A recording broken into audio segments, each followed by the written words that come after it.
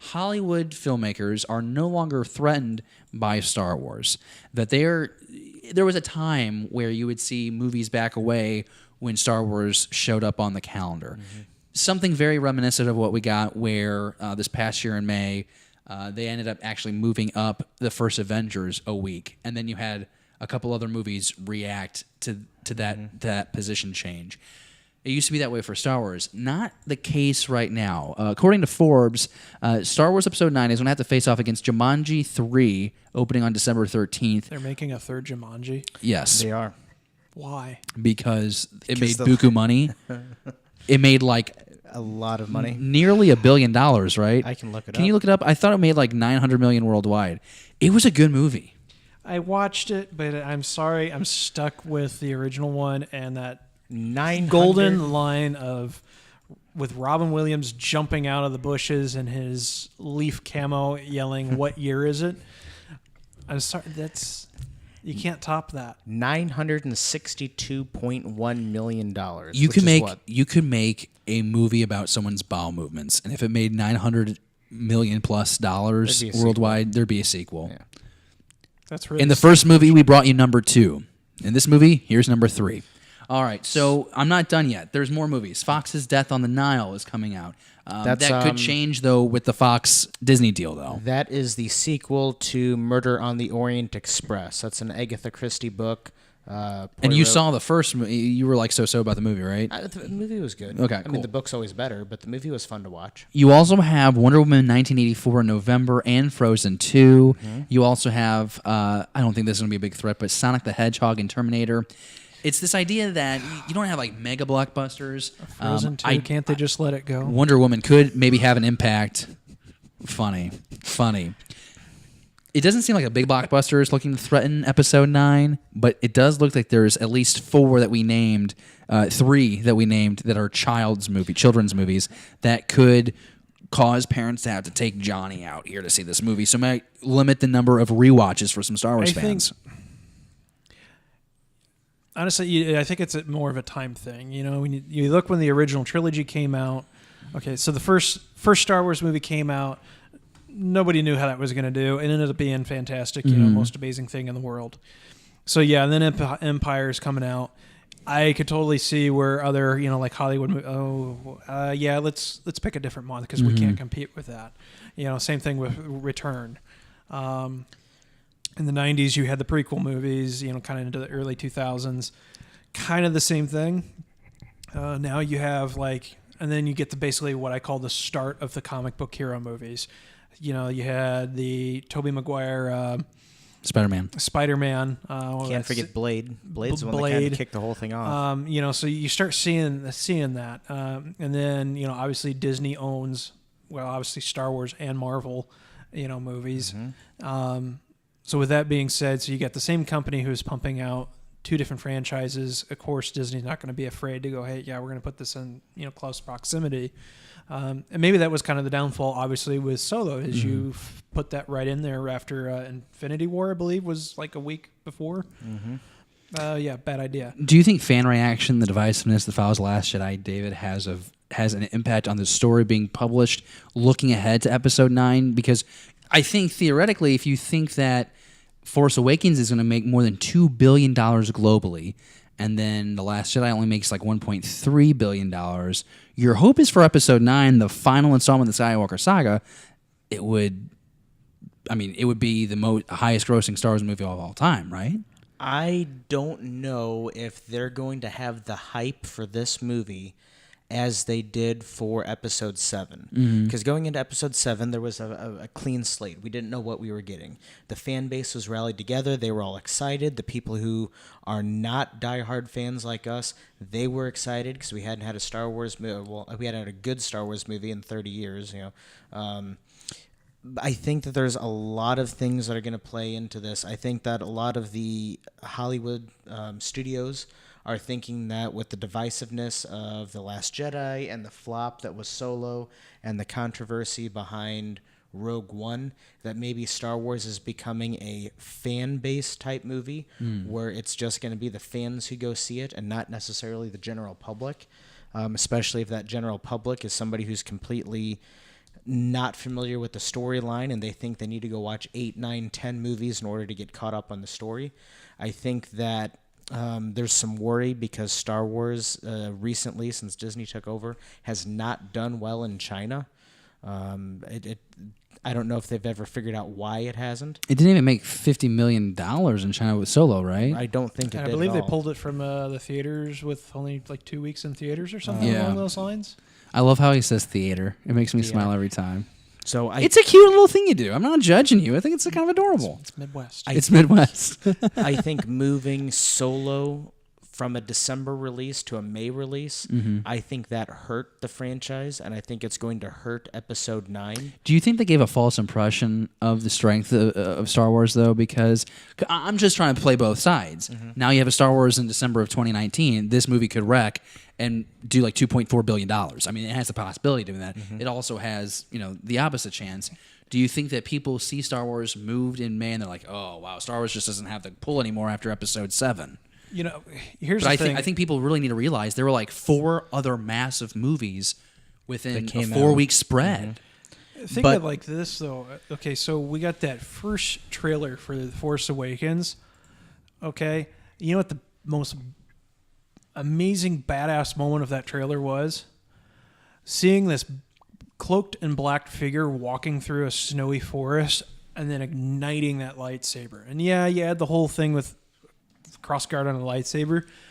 That was scary. If you're a fan of the lore and everything, that was like, whoa, who's this? Because I mean, like, Oh, that was I'm like a big sword buff. The crossguard on a lightsaber did not surprise me. I was like, that's awesome. It was intimidating. I was like, who is this? This is definitely a villain. Who is this? The only way you make Force Awakens better, I think, is you let Chewie hug Leia, and you leave Kylo Ren's mask on the entire movie. So I mean, like, in terms, it comes back to marketing. So if with Episode 9, like, I don't know, if all of a sudden I see Luke's lightsaber from Return of the Jedi and igniting in there, like, okay, like, where'd you find that? How's that there? That's going to get me excited, or, you get what I'm saying? No, Like, I totally do. They really have to fix this. But they have time to fix it. I mean, like, we're sitting here, we have a year and a half before this movie Yeah. drops. I don't expect anything until Super Bowl Sunday in February. So they have ample time. If they start promoting this movie in 2018, they're going to burn everybody out. Release something little Super Bowl weekend, then you really get the fans going at Star Wars Celebration. I'm sure they follow it up with something at D23, and then you're going to have a very aggressive promotions. This is the end. 40 years building to this. You're going to get those kind of lines, and then you just hope and pray that movie delivers. Because if fans leave unsatisfied from Episode 9, the Skywalker saga is not done justice. That's why I think we need a 2-parter. I really do, because it gives so much ability for them to course correct, and attempt to please the fans. And then that's assuming the writing and the script is And that's top-notch. also assuming they feel the same way that we do. Because- Because there's some things I want to see changed. There's some things you want to Yeah. see changed. They, JJ might just say, this is where Ryan took us. I'm going to do my best to leap from him.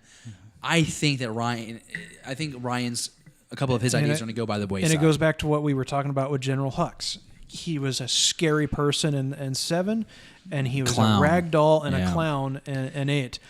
Same thing with Snoke. Snoke was scary and intimidating in 7, and now he's in 4 different pieces. If Episode 9 is just one movie, though, how long is that movie? Because The Last Jedi is the longest Star Wars movie to date at like 2:36. You're going to have to give me that same amount of movie time. And Episode 8, honestly, if they would have cut some of the chase scene out, Canto Bight, it would not even warranted. I saw this great meme, and I cannot believe that I did not think of this until I saw this meme. Why did Rose and Finn save the animals from Canto Bight and not the slave children? They left the kids in slavery, and they freed the animals. Here's a ring. But why didn't they take the kids? She gave him a ring. A Cracker Jack ring. I mean, isn't that like a legitimate point? Like, I never thought of it. The ring is They hot left posh. the kid. gotta I have would've- a Cracker Jack. Why didn't they save the kids? They saved the pets. Just one more Well, reason why I hate that Kano bite Yeah, sequence. they needed the animal to Look how, like, escape. You know? Look at David's face. Confirm Ryan Johnson hates children. I now feel like I don't like those characters even more. Like, the only thing that's now surprising to me is that it was Finn and not Poe who made such a bad I mean, I decision. guess you could argue that they were being actively chased, and they're now escape prisoners, so maybe they're under more of a threat of deadly force Why kind of couldn't thing. the But kids get on the back of one of those Harry Potter creatures? it beats. Well, that's the whole point. They were going to get beaten more. You get introduced to those creatures with the kids getting like shocked and stuff. Well, I think it was potential. I mean, would you want to escape with a handful of kids and head straight into another danger, a war zone Yes, danger? let's take a bunch of 10-year-old kids and introduce them to the First Order. So maybe they Yeah, did do Hey, justice you by could leaving argue them that too. slaves. It wasn't. This is how we win the war, Jesse. Saving the ones we love. I know, but here's the thing: like, what if they would have rescued them, returned to the fleet, and then they're floating down to Crate, and then they're getting picked off in the transport? You know, that would be a new hope, as if they had that little boy with the broom that had been saved and got on Crate, and now he's in the Millennium Falcon hanging out with Rey and Poe and Finn and Leia, just playing with the Force. I get what you say. I'm seeing the issue, but I mean, you could also just sit there and argue, like in the terms of, it wasn't exactly safe for them to actually go with Finn and Rose. I sometimes argue the entire movie, but you know what? Star Wars is about how you interpret it. I think all movie is Yeah. subjective, and we enjoy what we enjoy of it. We dislike what we dislike of it. But it's interesting to know. It will be interesting to see how all these movies perform. Trying to get back on topic. It'll be interesting to see how all these movies perform in December of next year. If I were Disney, I'd be a little worried. I think the greatest threat to the box office for this final saga film is going to be 1984, Wonder Woman 1984 in late November.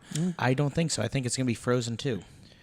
Oh, you're right. I think more parent. I mean, I'm a movie buff. I have that AMC A-list thing. I get my 3 movies a week. I will see all of these movies: the Jumanji 3, the Wonder Woman, Sonic the Hedgehog, Terminator, Star Wars. I will see all those movies.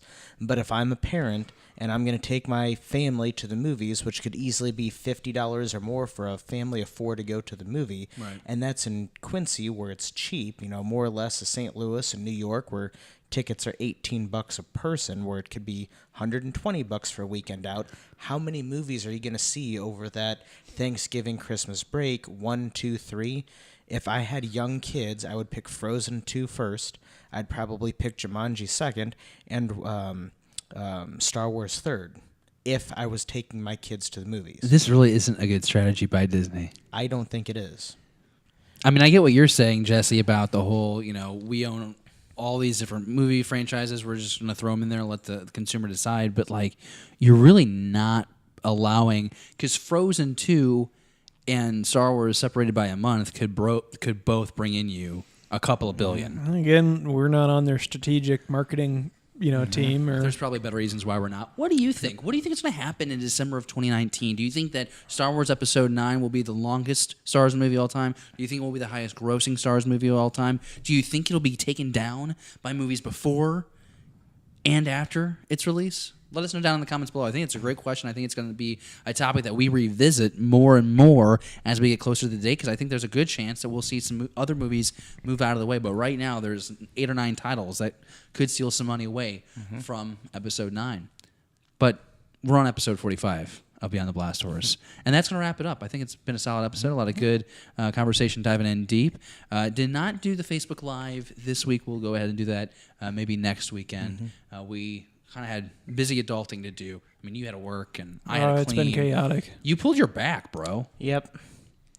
Bending over for a hose. No, Was it, he how did fought you off actually a do it? Mountain tiger. And Embarrassingly enough. Don't want to get into it? No, that's no my problem. story's I better. was fighting a rhinoceros and a polar bear and a panzer tank. That's like how I cut my eye one time getting into a fight with a kid in a wheelchair. That's going to do it with episode 45 Beyond the Blast Doors. Thank you so Kid much in for wheelchair joining won. us and come back. He did, in fact. He did, in fact. May the force be with you. See you soon.